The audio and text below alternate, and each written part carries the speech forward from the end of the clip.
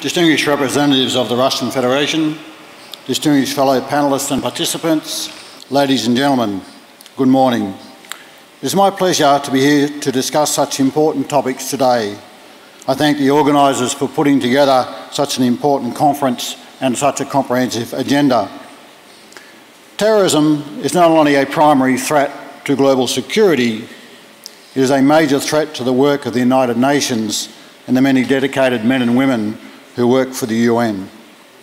The security environment in which the UN operates has changed significantly.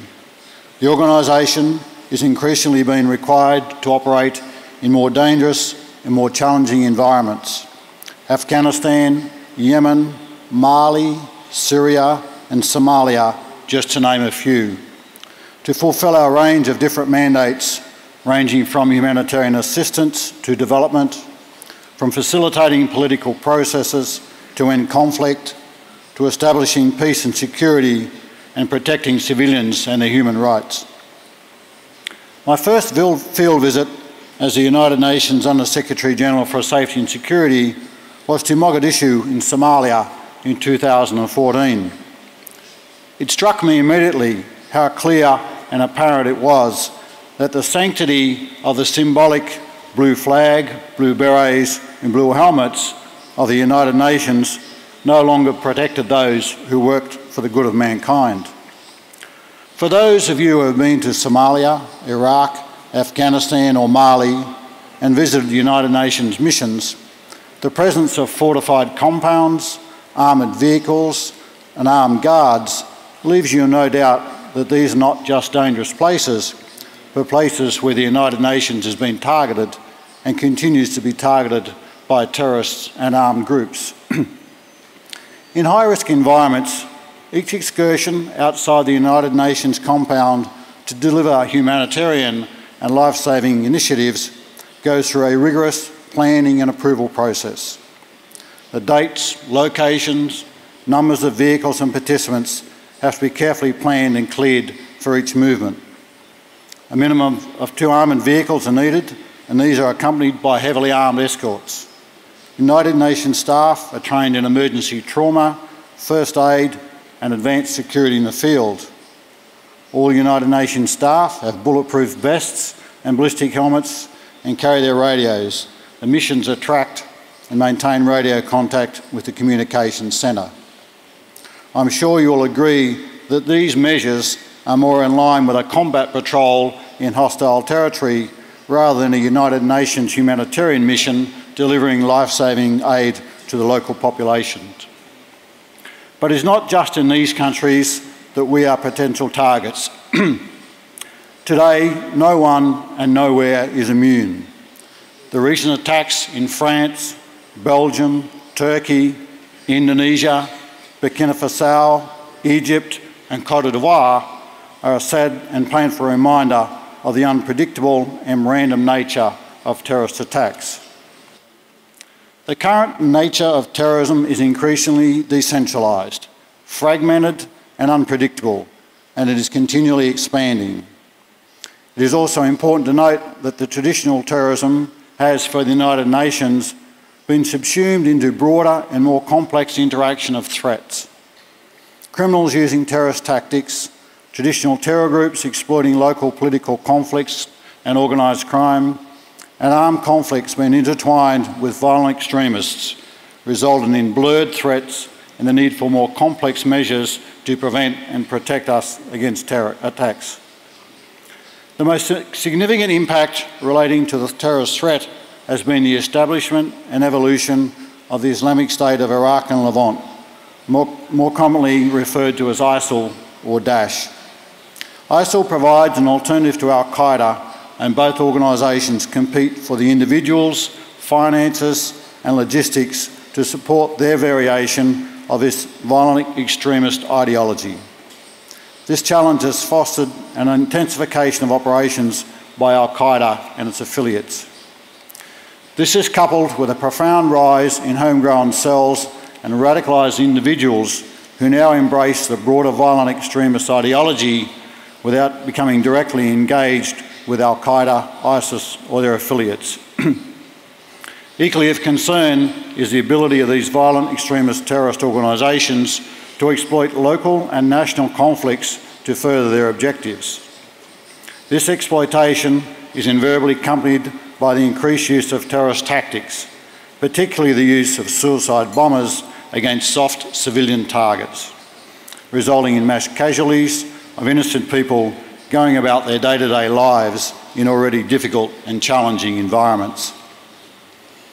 For homegrown cells and opportunistic individuals, affiliation with established groups and networks now matters less than the motivation and justification for the acts of violence that the ideologies themselves provoke. Traditional counter-terrorism measures have been built around the detection and disruption of established networks and well-defined groups. The challenge now is that these homegrown cells of individuals are less tangible, less visible, and more difficult to detect, but equally as deadly. But why does the United Nations have to revert this type of protective security measures to protect ourselves against this terrorism when we are there to help the most vulnerable people in the world? To answer this question, we need to go back to 2003 and the attack by terrorists on the United Nations at the Canal Hotel in Baghdad, where 22 people were killed, including 15 United Nations personnel. This was a wake-up call. To use the words of the then Secretary-General Kofi Annan, it brought us face to face with danger in a new and intimidating form. The danger that we, servants of the United Nations, will no longer be victims simply by the virtue of the times and places in which we are called to serve, but we may have become in ourselves one of the main targets of political violence. Unfortunately, the Canal Hotel attack was only the first of these targeted attacks against the United Nations. Since then, the UN has suffered further terrorist bombing attacks, including those in Algiers in 2007, Abuja in 2011, and Mogadishu in 2013, just to name some of these. Overall, in the past 10 years, the United Nations has lost 179 men and women to acts of violence. From 2009 to mid-2015, 123 United Nations civilian personnel were killed as a result of violence, and of which 30 died as a result of terrorism attacks. And our peacekeeping colleagues and non-government organisation humanitarian workers have not been immune from these attacks of violence and have suffered similar losses. In 2015 alone, 34 United Nations peacekeepers were killed as a result of malicious acts. Non-United Nations humanitarian losses were also high. From January 2014 to June 2015, 92 personnel of non-government organisations working in close cooperation with the United Nations lost their lives as a result of acts of violence.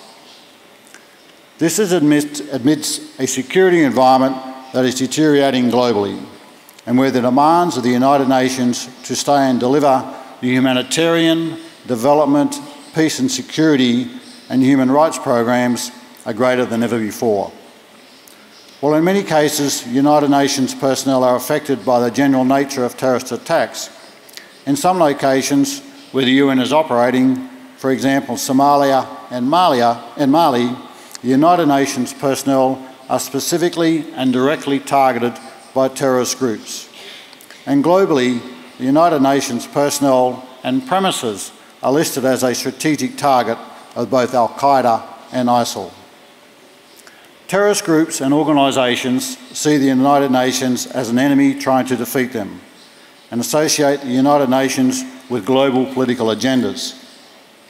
The presence of the United Nations and its work are being seen as contrary to the objectives of global terrorist organisations, regional and national actors alike.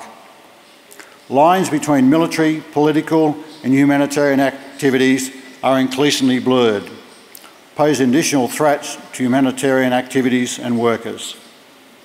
While some of the work of the United Nations is focused on finding political solutions to conflicts, terrorist groups do not make any distinctions between humanitarian efforts and these peace and security mandated tasks. the entire organisation and all its personnel are viewed as legitimate targets. At the same time, the political objectives of terrorist groups are absent or unclear, making it difficult or impossible to counter or negotiate. Counter-terrorism strategies need to be comprehensive, not only carrying the threat through traditional security and military actions. These responses need to be expanded to include eliminating the conditions conducive to the spread of terrorism through dialogue and conflict prevention. This prevention includes respect for diversity, inclusion, promotion and protection of human rights and the rule of law. We need to focus on development, combating poverty, working on youth unemployment and providing livelihoods for marginalised groups. And we should not forget the role of host countries and member states, who have the primary responsibility for protecting civilians, the United Nations and humanitarian workers. Member states also have the responsibility of ensuring that humanitarian law is observed and applied. Protecting humanitarian workers in armed conflicts environments is an obligation under international humanitarian law. All states have a collective responsibility to uphold it. The very nature of the United Nations work in development, humanitarian, and peace and security underpins global security. Unfortunately for us, global security is inconsistent with the objectives of modern-day terrorist organisations. Although terrorism will continue to threaten the United Nations and the work we do, this work is too critical and too important to be deterred. The work of the United Nations is crucial to combating the conditions and circumstances which foster the very existence of terrorism. The United Nations will continue to perform our role and deliver our mandates irrespective of these threats, but we rely on each and every member state to support the organisation in the delivery of our mandates and ending the conditions and circumstances which allow terrorism to foster. Thank you.